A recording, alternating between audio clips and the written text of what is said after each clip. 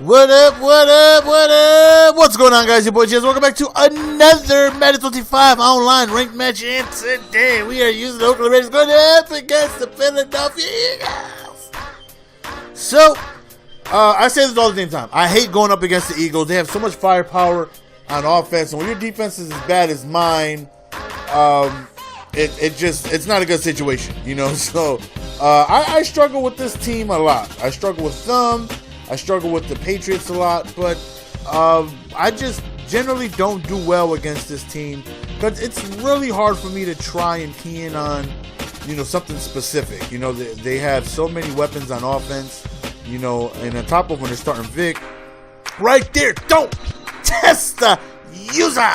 He is so disrespectful, though. Somebody please give that gentleman a link to my channel. Do not throw the ball my way as TP goes for the TD on the read option. First play of our offensive possession, putting us up 7-0. And that right there is always a beautiful thing to be able to get a turnover and turn those into points. So like I said, man, when they start Vic, that just puts another element that's tough to stop. There's a lot of things you got to worry about, you know, read options, wraps, and on top of that explosive running back right there, Shady McCoy, as well as Jackson and Macklin and Cooper. And man, the Eagles got such a dominant offense in Madden, and he did go for 2, which, you know, caught me off guard, and he was successful on it. So hopefully we can go on ahead and you know, score on offense here, you know, put the pressure back on him. Right here we go to a quick little makeshift, and we got D. Look at my main man DMC, Darren McFadden right here. Whoa, we just caught us on the ankles. So one thing I did, I was a little frustrated as we just ran right through them with Jennings. One thing I was like, okay, once I do score, I cannot get into his game. You know what I mean? I'm not gonna go for 2. I'm gonna kick my PAT, because if I go for 2 and if I don't get it, then he's winning the battle. You know, don't fall for it. You know, if he continues to go for 2, let him do it. You know, he's not gonna take me out of my game plan. He definitely had a single back trio scheme right here with, you know, that toss crack as he ran one to the left and then he ran right again to the right. Thankfully, he didn't get that first down because on 4th and inches, we got that QB sneak defense. So it's up, as we end up recovering right there. Huge stop, putting us already in field goal territory. But of course, we want to be able to take that touchdown, give it back to DMC, who's always been one of the glitchiest running backs in Madden for so long. We go back to him on the stretch towards the left, and we end up scoring a touchdown, putting us up 21-8, which is definitely a good thing. You know, because one thing I want to be able to do with any team that has an explosive running back is hopefully take them out of the game. And another user interception. 2 pieces. No, some of you. Give it to me, baby. Huge interception right there, right up the middle. Gives us another possession in striking distance. And with this type of lead, you know, like I said, you want to be able to take an explosive player like McCoy out of the game plan. So my hopes, as he plays a little bit of Faggy right there, but we score. Nope, we don't score. So we get tackled on the 1-yard line. But we do eventually score right there with the read op. What the hell am I talking about? QB sneak. So that puts us up 20-8. So I'm hoping that, you know, maybe he'll forget about the run play, start passing the ball out, which still doesn't make it easier because they got so many amazing receivers on that team, you know. But if we could take Sean McCoy out of the game plan, that's, you know, a huge advantage for us. So, you know, as you see, his first couple drives, he started running the ball. Now he's passing the ball, understanding that he needs to score and score quickly because I'm putting up points every time I touch the ball. Big pass right there, right up the middle. He does a good job of really avoiding contact. He catches the ball and he gets down immediately. If he feels like he's unable to gain extra yards, you know, he's not shy with getting down immediately and, you know, avoiding any type of big hits, injuries, fumbles, anything like that. So, right there, we tried to go for the strip to try and maybe knock the ball free for an incomplete pass, but unfortunately that did not happen.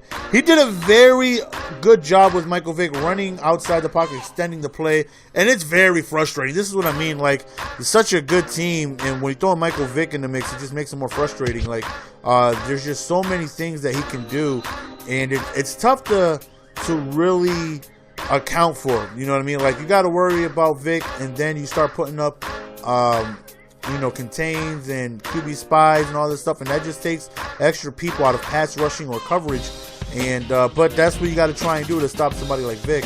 Scores a touchdown right there, goes for 2, quick little hitch route right there in the slot, and he ends up going for 2, and he ends up succeeding. So now it's a 12-point game, and a little bit before halftime, 4 minutes before halftime, but right here, Ford ends up taking the kick return, bouncing it to the outside, and we end up scoring a touchdown on the kickoff return. So big, always huge when you can score points and not have your offense on the field. So we retaliate immediately, and I'm sure any type of confidence he had in himself with momentum was just, slowly going down after that, because that right there is definitely frustrating to give up a kick return. Steps up in the pocket, has the speed and range, but thankfully we're just close enough to go in and swat that down.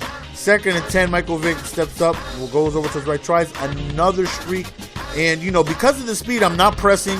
I make sure I have my guys already deep and ready for those type of situations, because Macklin and Jackson are so fast. I got to make sure I have guys in position to be able to play the deep ball. So I'm definitely wary of that, and I'm definitely making sure my guys are far enough back to be careful for them streaks. But when you do that, you always have to make sure you got some type of underneath coverage as well. Some purples, some light blues, because things like that can happen. Out routes, comebacks. When you got your guys far back, it's easy to sit there and throw comebacks and out routes, because my guys are already 15 yards off of the ball. So, I got to try and do a mixture of coverages to make sure I can try and prevent that, as well as trying to stop the deep ball.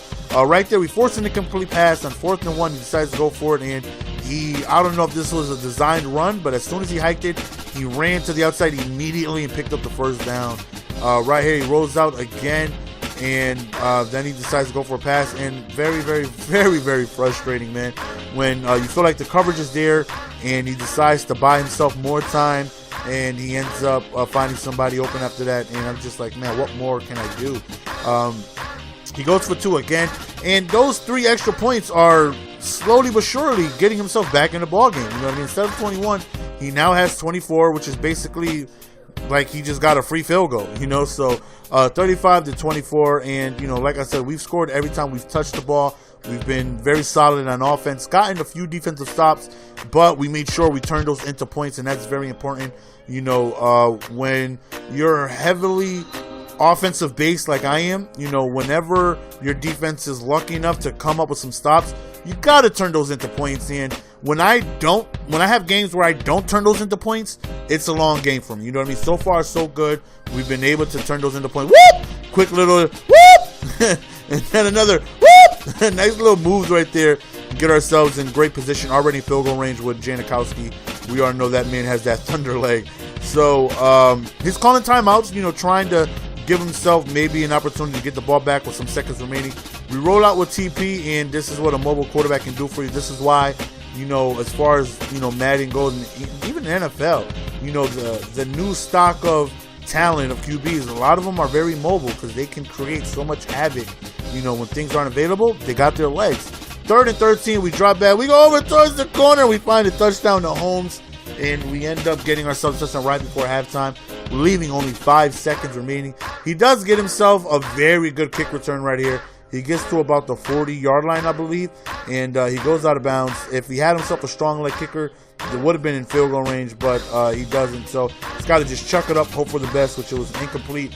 Coming out of halftime, I was pretty sure he seemed like the type, when people go for 2, they usually kick onside as well. So we recover, and he ends up quitting after that. So that's the end of the game, guys. Hope you guys enjoyed. As always, man, I love each and every single one of you guys, man. Hopefully you guys enjoyed the content.